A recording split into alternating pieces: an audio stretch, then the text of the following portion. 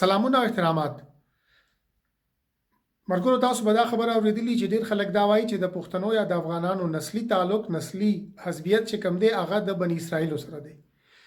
د بنی اسرائیل سره د پښتنو نسلی تعلق دا پښتنه چې کومه دا سنوي نه ده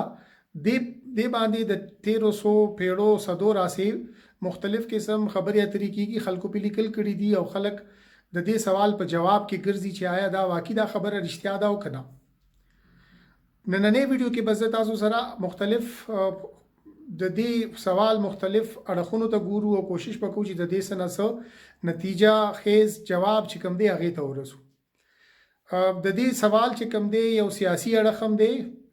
د ریاست د اسرائیل د ریاست د جوړېدو نه پس د دې سوال واقعي او سیاسي اړخ هم غشته دی او ډېر مهم دی هغه ته نظر کول پکار دی. په دې ویډیو کې به زه تاسو سره د پښتنو او د اسرائیلو په منځ کې چې کم مشترکات دي یا په کوم بنیاد باندې چې دا خبرې کیږي موږ باغې ته نظر کوو چې وایا باقی په دې کې څه خبره کې څه رښتیاواله شته څه وزن لري دا خبره آیا چې کوم خلکو لیکل کړي دي کوم شړنې کړي دي هغه واقعي دومره درنې دي دومره معتبر دي چې هغه باندې موږ یقین کوو موږ دې خبرې ته تیار شو چې وایو چې واقعي پښتانه چې کوم دي هغه د بنی اسرائیل د نسل نه دي. نو راځي چې شروع وکړو دا غي نمخ کې که تاسو زما چینل نی سبسکرایب کړئ نو تاسو ډیره مننه چې تاسو دا چینل سبسکرایب کړئ او د نه علاوه خاص تاسو ته که تاسو دا ویډیو نور پښتنو سره خپل پرګرو سره شریکه کا او هغه معلوماتو کې هم اضافه وشي او داسم کې دي چې بل چاته معلومات یو د دې ویډیو په جواب کې هغه مونږه نورم زمونږ نورو اړخونو ته نظر وکړي کوم چې کې دي شي باندې په دې ویډیو کې زما ورته نظر ونشي. نو راځي چې شروع وکړو. خبره به د نن نه 2.5 سره د پاسه 2.5 کال مخکې بلکې 2200 کال مخکې نه شروع وکړو. د اسرائیل چې کومه موجوده ریاست ته تقریبا هم دې علاقې کې د اسرائیل او د يهودو دوا ګوندي مملکتونه موجودو. یو کې يهود جوډا اوسېدو یو کې چې کوم دی اسرائیل اوسېدو هغه الته کشتو هغه تقریبا 10 قبیلې وي هغه 10 قبیلو کې نمونه په تاسو ښکاری ابراهیم دان ګاد زبولون او دا نور نمونه هم دي پکې او چې کوم د يهود یا جودا طرف والا کوم مملکتو دي کې دوا قبیلې اوسېدې بنیامین قبیله اوسېده او دي کې جودا اوسېده. عمدغه وخت کې شمالي عراق کې او جنوبي عراق کې 200-300 کاله وقفې سره دوه مختلف طاقتوري حکومتونه او امپایر جوړ شوی دي. یو ته اسیریا والا اسیری امپایر دی او چې کوم بل هغه بیبیلونین امپایر. ټول ناول چې کوم دی اسیری امپایر د خپل ریاست د خپل مملکت د خپل سلطنت چې کوم حدود دی هغه کې اضافه کوله نور ملکونه نیول هغه باندې قبضه کوي او د هغه چې کوم مالوزر او هغه نیو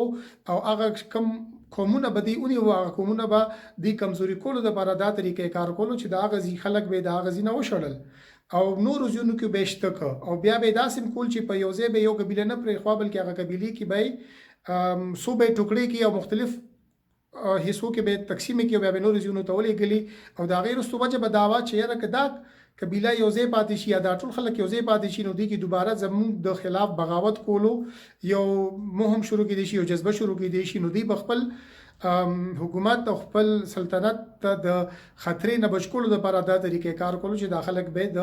مختلفو ځونو ته ولېګل او تقسیم به کل چې را دی کې اتفاق پاتې نشي او زموږ ته دا خطر جوړ نه شي. نو اسیری امپایر چې کوم دی په مختلفو وختونو کې تقریبا 200 د عیسی علی السلام د پیدایش نه مخکې 200 کال مخکې چې کوم دی هغه راغو د اسرائیل د طرف ولا چې کوم مملکت او هغه باندې قبضه وکا او هغه کسانی اونې وو او هغه کسانی نور علاقو ته ولې کلم دغه سي تقسیم کو ډیر قتل عام پکې کړه دي خدا کسان او دا قبيله چې کوم دي دا غزینه رکه کړي هم وي. بیا عمدي دوران کې چې کوم دی د اسرائیلو متعلق دا ویل کیږي چې دی چې کوم دی د الله تعالی چې کوم حکمونه داغي به منل نه کوله او داغي نه سترګې پټې کړې وي او داغي الله تعالی چې کوم حکمونه داغي نه چې کوم دی سرګردانی کړي وانه دی داسې چلو شو چې الله تعالی په د مشکلات هم زیات کړي او دا چې کوم د دې ګوندی ډیر طاقتور سلطنتونه او دا به دی باندې راتله او د دی باندې به دی ته به مشکلات کول، دی ته به دی نه به غوښتنې کول، یا غوښتنې چې کوم دی هغه غوښتنې به د مال او زر او د ځمکې صرف نه وي بلکې هغه کې دا هم شامل و چې دی به د خپل د عقیدې نه هم لور کول. مثال به تور باندې اسیری چې کوم امپایر دی د هغې چې کوم خلک وو هغې څه د یو خدایي مذهب منونکي خلک نو بلکې هغه بت پرست خلک وو او توهم پرست خلک وو، هغې کې د بوتانو عبادت وو. بل طرف ته چې کوم د اسرائیل او د یهود چې کوم نسل و دی ته ویل شوي چې ستاسو دی د دې خبرې منونکي وو چې د دې خدای یو دی، خو دوی مجبوره کړه چې یاره دوی باندې د خپل بوتان چې کوم دي هغه هم راوستو په یروشلم کې پکې خو بیا داسې وکړو چې یاره دوی کې یو داسې دود و چې دوی به د خپلو خدایانو بوتانو دپاره چې کومه قرباني ورکوله هغې کې به یې د انسانانو هم ورکوله بلکې د ماشومانو قرباني به هم ورکوله. نو دوی چې کوم د جودا طرف والا کوم مملکت و دوی باندې هم دا خبره ومنله چې یاره تاسو هم د ماشومانو والا چې کوم قرباني ده دا شروع کړي. نو دا ټولې خبرې د الله تعالی د حکمونو نه انحراف و او د دې ته مختلف طریقې سره وګورئ یو قسم ته سزا ملاوې ده چې دا ګاونډي طاقتور چې کوم بادشاهتونه او دی براتله او دی بینیوه. نو بیا داسې واقعه وشوه چې دا بیبلونین والا چې کوم دی هم راغه دی بیا د جودا طرف والا خلک ونیوه. جودا کې ما تاسو ته اول ویلي چې دوه قبیلې اوسېدې د اسرائیلیانو والا، یو ته به جودا وي یو بنیامین خو دی بل طرف ته چې کوم دی 10 قبیلې اوسېدې. دا دوه چې کوم دی په خپل ځای پاتې شوې او غلس چې کوم دی هغه ځینه شړلې شوې وي. نو د دې ټولو کیسې لنډ کولو مطلب دا و چې د اسرائیل په وطن باندې نن نه 2.5 زره څه د پاسه 2200 کاله مخکې ډېر جنګونه شوي دي او د جنګونو کې چې کوم دی پیغمبران هم پکې شامل وو، بادشاهان هم پکې شامل وو او د بادشاهانو طریقې کار دا و چې هغې د خپلو پیغمبرانو د وینا نه د هغې د حکم نه د هغې د لار ښودنې نه چې کوم دی سترګې پټې کړې وي او د هغې په نتیجه باندې د هغې په نتیجه کې د دې چې کوم دی خپل کوم وطن کې چې اوسېده چېرته به چې الله تعالی دې ته ډېر نعمتونه ورکړي دي د هغې نه خلاص شو. دا کسان چې کوم دی د دنیا نورو ځایونو ته روکړی شو. نو دا یو خبره شوه. دې نه پس چې کوم موږ خبره کوو به دا کوو چې دا کسان چې لاړو نو دوی به دوباره واپس راوستلو لپاره چې کوم کله د اسرائیلیانو نور پیغمبران راغ اسرائیلو کې نو هغې کې دا پیشنګویانې وشوې، دا خبرې راغې چې یاره دوباره د اسرائیل د طاقتور کېدو په خپل وطن کې اوسېدو او د یو داسې مملکت جوړېدو چې کوم ته چې دی د خدای پاک حکومت وایي یا ورته مونږ کینګډم اف ګاډ چې دی ورته وایي هغه به جوړېږي او د هغې جوړښت دپاره ضروري دی چې کمې قبیلې د اسرائیل د وطن نه شړلې شوي دي یا روکې شوي دي هغه ټولې پیدا کړی شي او هغې واپس اسرائیل ته راوستی شي. چې کله دی راشي نو دې نه پس چې کوم دی امام مهدي ورته مونږ وایو یا مسیحا به راځي او عیسی علیه السلام به راکوزیږي او یو د ظلم او د جبر خلاف به جنگ کیږي او دې کې به یاجوج ماجوج چې کوم دی هم دشمنانی او د دنیا نه چې کوم دی دا برایي به ختمیږي او د اچایۍ او د ښېګړې یو حکومت به جوړیږي. نو دا یو مذهبي د دې رستو پس منظر دی. مسلمانان هم په دې باندې یو بل طریقې سره یقین ساتي دی چې کوم دی د دې د یقین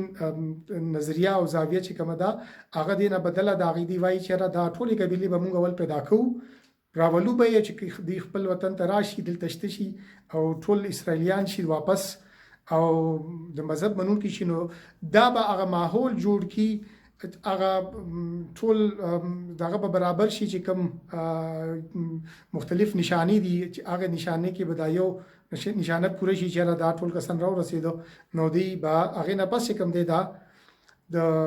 خدای چې کوم ریاست یا مملکت دا به جوړیږي. نو دا د دې رستو دا خبره ده. دې کې که تاسو ګوري نو چې کله انګریزان په دنیا کې طاقتور شو نو دی چې کوم دی هم دا کار خپل ذمہ داری وګڼله چې را مونږ دا کار وکړو مونږ خلکو پسې وګرځو. نو که تاسو تاریخي طور وګورئ نو عیسایان چې کوم دي هغې یهودیانو ته به بد ویل ځکه چې هغوی وایي چې عیسی علیه السلام چې کوم دی هغې باندې ظلم کړی دی او په خپل نظر کې هغې چې کوم دی د هغې د وجلو کوشش کړی دی. خو بله خبره ده چې عیسی علیه السلام چې کوم دی وي الله تعالی بیا اوچت کو. خو د هغې په نظر کې دا دي چې څو پورې دا قبیلې کومې چې روکې دي دا مونږ پیدا کو او دی به مونږ اول چې کوم دی عیسایتوب مذهب ته راړو دا روکې شوې قبیلې چې عیسایتوب مذهب ته راواوړي نو د هغې نه پس چې کوم دی عیسی علیه السلام به راځي او د عیسی علیه السلام حکومت به جوړیږي نو د عیسایانو خپله یو نظریه ده او د هغې مذهبي نظریه ده او مذهبي نظریه مطابق چې کوم دی دا روکې شوې قبیلې پیدا کول او د هغې عیسایت ته د مذهب تبدیلولو والا چې کوم کوشش دی همدغسې بیا د یهودیانو خپل یو مذهبي نظریه ده مذهبي عقیده ده چې هغوی وایي چې موږ به دا رکشوي قبیلې دا خلک واپس راولو دلته بشتکو هغې نه پس به موږ ته الله تعالی هغه حالات جوړی کوم کې به چې موږ دوباره بیا طاقت ورکیږو نو د عیسایانو او د یهودیانو دواړو مذهبي نظریات دي د هغې نظریاتو په بنیاد باندې دوی ګرځي چې دارو کې قبیلې پیدا شي او یا عیسایت ته واوړي عیسایانو په نظر کې او د یهودیانو په نظر کې چې دوی واپس خپل وطن ته راوستلی شي یهودیت ته واوړي د هغې نه پس به د هغه وخت آغاز کېږي کوم کې بچې د عیسی علیه السلام راتګ کېږي یا د مسیحا راتګ به کېږي او یو داسې ریاست به جوړیږي یو داسې حکومت به جوړیږي کوم کې چې به برایي نه وي مسلمانانو دې باندې خپل نظر دی ماته یقین دی تاسو ټول به د هغې پته زموږ د امام مهدي سره راتګ او د عیسی علیه السلام چې کوم راتګ دی د سني او د شیعاګانو په نظر سره لږ بدل دی خو زموږ د مسلمانانو د یهودیانو د عیسایانو د دواړو د نظریې سره په دې باندې لږ اختلاف هم دی خیر موضوع ته واپس راځو د دې ټولو خبرو مطلب دا چې زه تاسو ته دا واضحه کم دا ووایم چې دا داسې څه وجه ده چې دا یهودیان او اسرائیل او عیسایان او انګریزان چې کوم دي دې پسې ګرځي چې دا روک شوي خلک پیدا کړي او بیا پښتنو پسې ولې راځي نو تاسو ته په سلایډ باندې ښکاري په مختلفو وختونو کې چې کوم دی مختلفو ځایونو کې خلکو ویلي دي چې یاره کېدای شي دا روک شوي قبیلې چې کوم دي په امریکا کې چې کوم زاړه ریډ انډینز چې کوم نیټیو انډینز دي کېدای شي هغوی ته هم ویل شوي دي بیا په افریقا کې په ایتوپیا کې یا په شمالي افریقا کې چې کوم دی هغه ځای کې ویل شوي دي نایجیریا کې چېرې کېدای شي دلته کې چې کوم دی یهودیان چې کومې قبیلې روکه شوي هغوی دلته راغلي دي په چین کې شوي دي په برما باندې بارډر باندې هم شوي دي په هندوستان کې انډیا کې په خپله هم شوي دي او ضروري خبره ده کوم زموږ چې نننی موضوع دی موږ د پښتنو خبره کوو نو پښتانه چې کوم دي بیا دی وایي چې هغوی د افغانستان او د پاکستان مختلفو علاقو کې آباد دي نو کېدای شي چې کوم دی دا هم اسرائیلیانی نو چېرته چې بیا انګریزان تللی دي یا د انګریزانو چې کوم پادریان دي کوم د هغوی د مذهب تبلیغ کولو والا کسان دي هغوی ته چې چېرته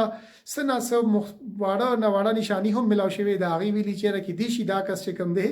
دا قبیله چې کومه ده دا کېدای شي هغه پلانکې قبیلې کوم چې د اسرائیل نه راشړلې شوې وه او اوس فلحال روکه ده موږ یې پیدا کوو نو چې چا کې د ژبې سره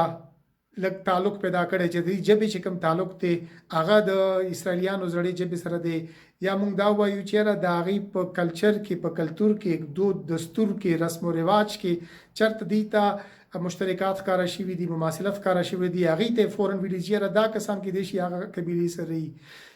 نو دا مختلف شیزونه دي زه به تاسو سره په لنډه توګه باندې را روان لږ وخت کې زر دوه درې نور شیزونه هم تاسو ته وښایم چې یاره هغه کم داسې کلچوري مماثلاتو چې دی بنیاد باندې پښتنو ته ویل شوي دي چې دا کېدای شي د یهودیانو سره تعلق ساتي نو راځئ چې زه تاسو ته یو وښایم